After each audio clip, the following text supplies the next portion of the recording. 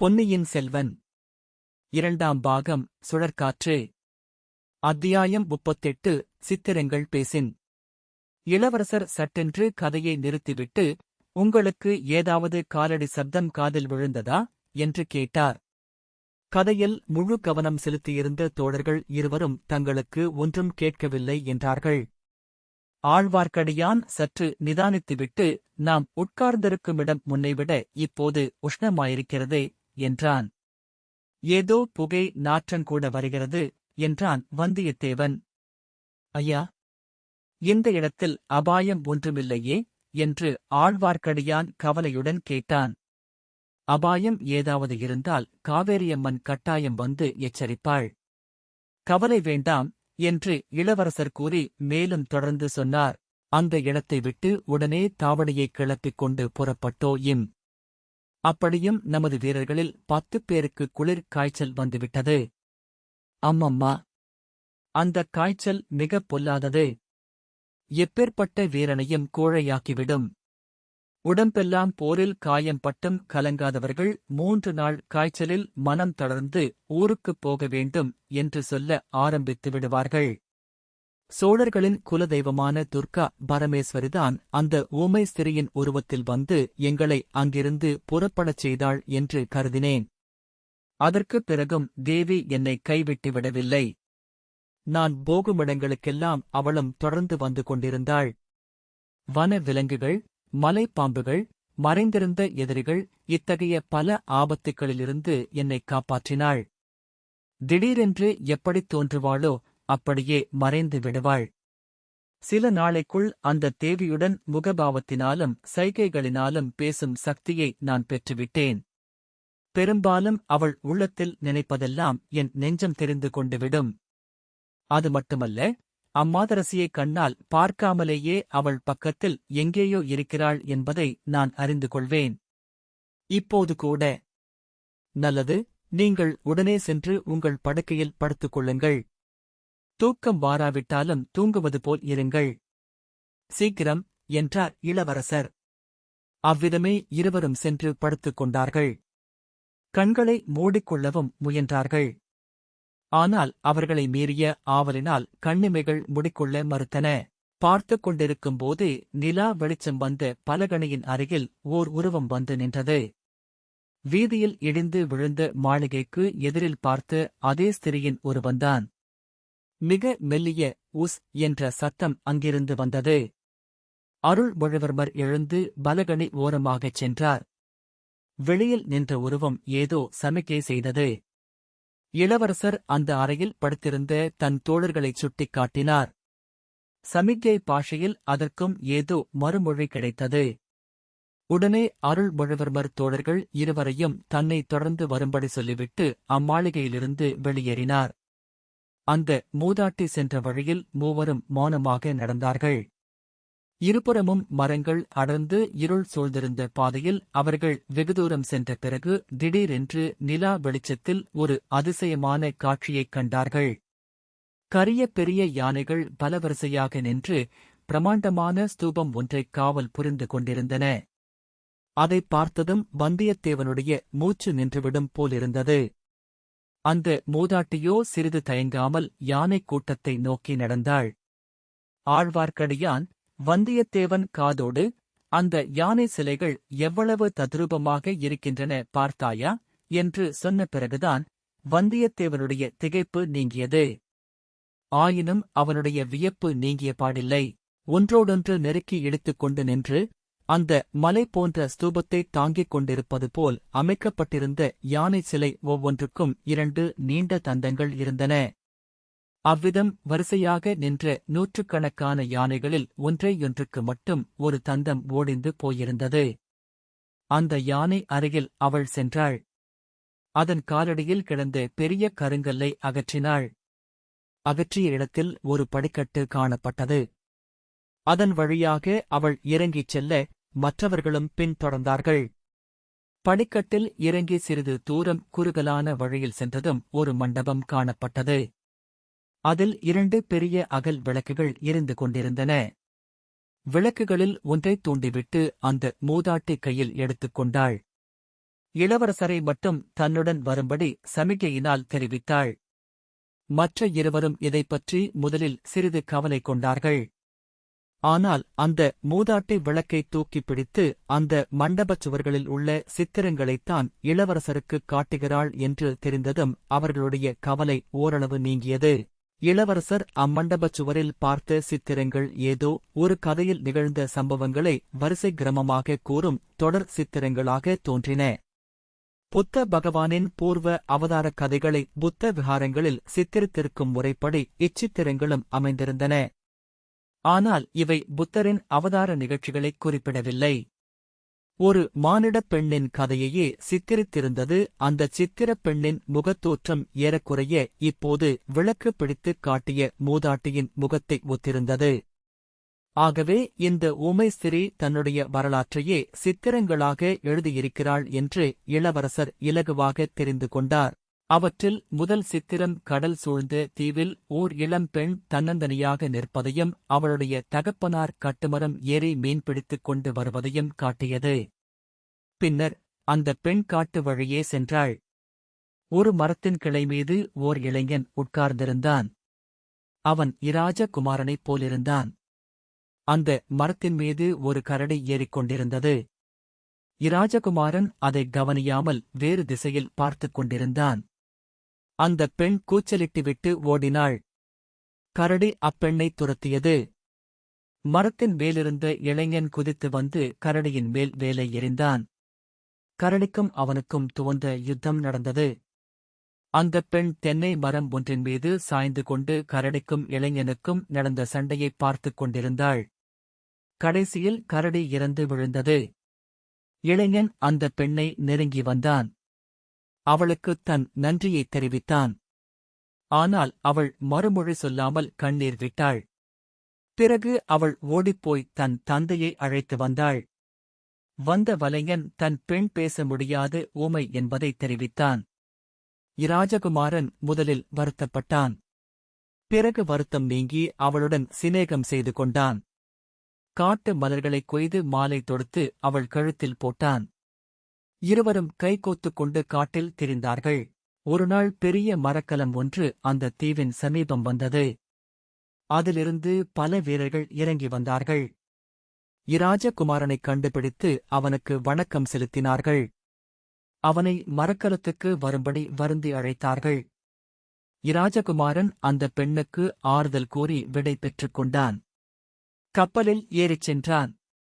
அந்தப் பெண் அவன் போன பிறகு ரொம்பவும் வருத்தப்பட்டு கண்ணீர் பெருக்கினாள். அதை அவள் தகப்பன் பார்த்தான். ஒரு படகில் அவளை ஏற்றிக்கொண்டு கடல் கடந்து சென்றான்.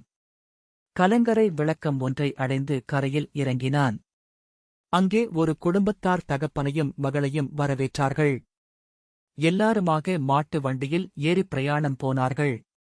கோட்டை மதில் உள்ள ஒரு பட்டணத்தை அடைந்தார்கள். அங்கே அரண்மனை மேன்மாடத்தில் இராஜகுமாரன் தலையில் கிரீடத்துடன் நின்றான். அவனைச் சூழ்ந்து ஆடை அலங்காரங்கள் புனைந்த பலர் நின்றார்கள். அதைப் பார்த்து இந்த இளம்பெண்ணின் மனம் கலங்கியது. அவள் ஒரே ஓட்டமாக ஓடினாள். கடற்கரையை அடைந்தாள். கலங்கரை விளக்கத்தின் மேலேறி கீழே குதித்தாள். அலைகள் அவளைத் தாங்கிக் கொண்டன. படகில் வந்த ஒருவன் அவளைத் தூக்கிப் படகில் ஏற்றிக் காப்பாற்றினான். அவளை பேய் பிடித்திருக்கிறதென்று எண்ணி ஒரு கோயிலில் கொண்டு போய் விட்டான். கோயில் பூசாரி அவளுக்கு விபூதி போட்டு வேப்பிலை அடித்தான். யாரோ ஒரு பெரிய ராணி சுவாமி தரிசனம் செய்ய அந்தக் கோயிலுக்கு வந்தாள். பூசாரி அந்தப் பெண்ணைப் பற்றி ராணியிடம் சொன்னான். ராணி கர்ப்பம் தரித்திருந்தாள். அந்தப் பெண்ணும் தன்னைப் போலவே கர்ப்பவதி என்று அறிந்தாள். பல்லக்கில் ஏற்றிக்கொண்டு அரண்மனைக்கு அழைத்துப் போனாள். அரண்மனைத் தோட்டத்தில் அந்தப் பெண்ணுக்கு 2 குழந்தைகள் பிறந்தன.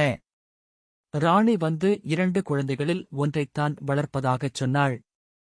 முதலில் வலைஞர் பெண் அதை மறுத்தாள். பிறகு யோசித்துப் பார்த்தாள். 2 குழந்தைகளுமே அரண்மனையில் வளரட்டும் என்று தீர்மானித்தாள். குழந்தைகளை விட்டுவிட்டு நள்ளிரவில் ஒருவரிடமும் சொல்லிக் கொள்ளாமல் ஓடிப்போய் விட்டாள். வெகுகாலம் காட்டில் திரிந்து கொண்டிருந்தாள். ஆனால் குழந்தைகளைப் பார்க்க வேண்டும் என்ற ஆசை அடிக்கடி வந்துவிடும். ஆற்றங்கரை ஓரமாக வந்து மரங்களின் மறைவில் ஒளிந்திருப்பாள். படகில் ராஜாவும் ராணியும் குழந்தைகளும் வருவார்கள். தூரத்திலிருந்தபடியே பார்த்துவிட்டு போய்விடுவாள். ஒரு சமயம் ஒரு குழந்தை படகிலிருந்து தவறி விழுந்துவிட்டது. அதை யாரும் கவனிக்கவில்லை. இவள் நீரில் மூழ்கிக் குழந்தையை எடுத்துக் கொடுத்தாள். உடனே மீண்டும் நதி வெள்ளத்தில் மூழ்கிச் சென்று அக்கரையை அடைந்து காட்டில் மறைந்துவிட்டாள். இவ்வளவு நிகழ்ச்சிகளும் காவிக்கோட்டினால் தத்ரூப சித்திரங்களாக அச்சுவரில் வரையப்பட்டிருந்தன. இளவரசர் அருள்மொழிவர்மர் அளவில்லா ஆர்வத்துடனும் அதிசயத்துடனும் அச்சித்திரங்களை பார்த்துக் கொண்டு வந்தார். கடைசி சித்திரம் வந்ததும் இளவரசர், நதியிலிருந்து காப்பாற்றப்பட்ட சிறுவன் நான், காப்பாற்றியவள் நீ என்று சமிகையாக சுட்டிக்காட்டினார். அந்த மூதாட்டி இளவரசரைக் கட்டி அணைத்துக் கொண்டு உச்சி மோந்தாள். பின்னர் அந்த மண்டபத்தின் இன்னொரு மூலைக்கு இளவரசரை அழைத்துச் சென்றாள். அங்கே எழுதியிருந்த சில சித்திரங்களைக் காட்டினாள். அவை அவளுடைய வாழ்க்கை நிகழ்ச்சிகள் அல்ல, இளவரசருக்கு நேரக்கூடிய அபாயங்களைப் பற்றி அச்சித்திரங்களின் மூலமாகவும் சமிக்கைகளின் மூலமாகவும் எச்சரிக்கை செய்தாள். இவ்வளவையும் வந்தியத்தேவனும் ஆழ்வார்க்கடியானும் மண்டபத்தின் ஓரத்தில் நின்று பார்த்துக் கொண்டிருந்தார்கள். நந்தினியின் முகத்தையும் இந்த ஊமை ஸ்திரீயின் முகத்தையும் வந்தியத்தேவன் அடிக்கடி ஒப்பிட்டுப் பார்த்தான். அவன் மனத்தில் பற்பல எண்ணங்கள் உதித்தன, பற்பல சந்தேகங்கள் தோன்றின.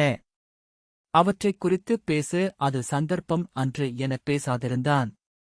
யானைச் சிலைகள் பாதுகாத்த அந்தரங்க மண்டபத்திலிருந்து அவர்கள் வெளியே வந்தார்கள். மூதாட்டி அவர்களை அழைத்துக் கொண்டு அந்த ஸ்தூபத்தின் சிகரத்தை நோக்கி ஏறினாள். அவளுடைய தேக வலிமையைக் குறித்து மற்றவர்கள் அதிசயித்தார்கள். வந்தியத்தேவனுக்கு மிகவும் களைப்பாயிருந்தது. ஆயினும் வெளியில் சொல்லாமல் ஏறினான். பாதிஸ்தூபம் ஏறியதும் நின்று பார்த்தார்கள். நகரத்தின் ஓரிடத்தில் தீயின் ஜுவாலை கொழுந்துவிட்டு எரிந்து கொண்டிருந்தது. ஆகா! மகாசேன சக்கரவர்த்தியின் புராதன மாளிகை தீப்பற்றி எரிகிறது என்றார் இளவரசர். நாம் படுத்திருந்த இடமா? அதுவேதான். அங்கே நாம் படுத்துத் தூங்கியிருந்தால் நாமும் ஒரு வேளை அக்கினி பகவானுக்கு உணவாகியிருப்போம். அதுதான் நாம் படுத்திருந்த அரண்மனை என்று இத்தனை தூரத்திலிருந்தபடி எதனால் சொல்கிறீர்கள்? மண்டபத்துக்குள்ளே நான் பார்த்த சித்திரங்கள் என்னுடன் பேசின. எங்களுக்கு கேட்கவில்லையே? அதில் ஒன்றும் அதிசயமில்லை. சித்திரங்கள் ஒரு தனி பாஷையில் பேசும். அந்த பாஷை தெரிந்தவர்களுக்குத்தான் அவற்றின் பேச்சு விளங்கும். அந்தச் சித்திரங்கள் தங்களுக்கு இன்னும் என்ன தெரிவித்தன? என் குடும்ப சம்பந்தமான பல இரகசியங்களைச் சொல்லின. இந்த இலங்கை தீவை விட்டு உடனே போய்விடும்படியும் தெரிவித்தன. சித்திரங்களின் பாஷை வாழ்க்க. வைஷ்ணவரே, என் கட்சி ஜெயித்தது என்றான் வந்தியத்தேவன். இளவரசே, சித்திரங்கள் அத்துடன் நிறுத்தவில்லை. இலங்கையில் உள்ளவரையில் கூரையின் கீழ்ப்படுக்க வேண்டாம். வீடுகளின் ஓரமாக நடக்க வேண்டாம். மரங்களின் அடியில் போக வேண்டாம் என்றும் சொல்லவில்லையா என்றான் ஆழ்வார்க்கடியான். சரியாகச் சொன்னீர். உமக்கு எப்படித் தெரிந்தது? தங்களுக்கு சித்திரங்களின் பாஷை தெரியும். அடியனுக்கு அபிநய பாஷை தெரியும். தங்கள் குல தெய்வம் தங்களிடம் பேசிக் கொண்டிருந்தபோது அத்தெய்வத்தின் அபிநய முகபாவங்களை கவனித்துக் கொண்டிருந்தேன் என்றான் ஆழ்வார்க்கடியான். சந்தோஷம். இரவு இன்னும் ஒரு ஜாமந்தான் மிச்சமிருக்கிறது. இந்த ஸ்தூபத்தின் உச்சியில் ஏறி சிறிது நேரமாவது படுத்துத் தூங்கிவிட்டு பொழுது விடிந்ததும் புறப்படுவோம் என்றார் அருள்மொழிவர்மர். மறுநாள் உதயத்தில் சூரிய கிரணங்கள் சுளீர் என்று அடித்து வந்தியத்தேவனைத் தூக்கத்திலிருந்து எழுப்பின. முதல் நாளிரவு நடந்த உண்மையான நிகழ்ச்சிகள் போதாவென்று சதிகாரர்களும் தீ வைப்பவர்களும் ஊமைகளும் செவிடர்களும் மரத்தில் ஏறும் கரடிகளும் பேய் பிசாசுகளும் புத்த பிக்ஷுக்களும் மணி மகுடங்களும் ஒரே குழப்பமாக வந்தியத்தேவனுடைய கனவிலையும் வந்து துன்புறுத்தினார்கள். சூரிய வெளிச்சத்தில் அவையெல்லாம் மாயக் கனவுகளாகி மறைந்தன. குழப்பமும் பீதியும் பறந்தன. இளவரசரும் ஆழ்வார்க்கடியான முன்னதாக எழுந்து பிரயாணத்துக்கு ஆயத்தமாகியிருப்பதை வந்தியத்தேவன் கண்டான். அவனும் அவசரமாக ஆயத்தமானான். 3 பேரும் ஸ்தூப சிகரத்திலிருந்து இறங்கினார்கள். நடுவீதிகளின் வழியாகவே நடந்து சென்று மகாமேகவரத்தை நோக்கிச் சென்றார்கள். அந்த நந்தவனத்தின் மத்தியிலேதான் புராதனமாக 1500 வயதான மிகவும் புனிதத்தன்மை வாய்ந்த போதி விருட்சம் இருந்தது. பிக்ஷுக்களும் பிக்ஷுக்களல்லாத பக்தர்கள் பலரும் போதி விருட்சத்தை வலம் வந்தும் மலர்களைச் சொரிந்தும் வணங்கிக் கொண்டிருந்தார்கள். இளவரசர் அருள்மொழிவர்மரும் அந்த போதி விருட்சத்துக்கு வணக்கம் செலுத்தினார்.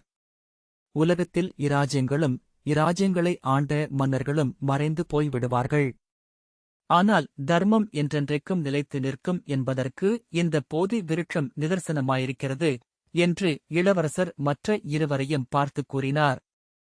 இப்படிச் சொல்லிக் கொண்டே சுற்றுமுற்றும் பார்த்தார். ஒரு மூலையில் 3 குதிரைகள் பிரயாணத்துக்கு ஆயத்தமாக நின்றன. 3 குதிரைகளையும் பிடித்துக் கொண்டு 3 பேர் நின்று கொண்டிருந்தார்கள்.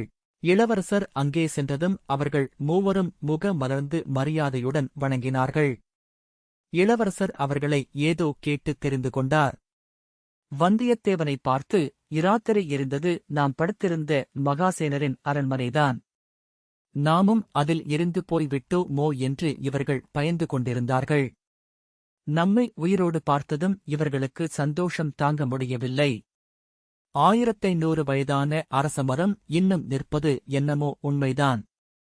ஆனால் தர்மம் செத்துப்போய் எத்தனையோ நாளாகிவிட்டது என்று சொன்னான் வந்தியத்தேவன். இனி ஒரு தடவை அவ்விதம் சொல்லாதே. நான் ஒருவன் உயிரோடிருக்கும்போது தர்மம் எப்படிச் சாகும் என்றான் ஆழ்வார்க்கடியான். 3 பேரும் குதிரைகள் மீது ஏறிக்கொண்டு புறப்பட்டார்கள். அனுராதபுர நகரத்தின் வடக்கு வாசல் வழியாக வெளியேறினார்கள். திருவிழாக் கூட்டம் இன்னமும் நகரிலிருந்து நாலாபுறமும் ஜே ஜே என்று சென்று கொண்டிருந்தபடியால் இவர்களை யாரும் கவனிக்கவில்லை.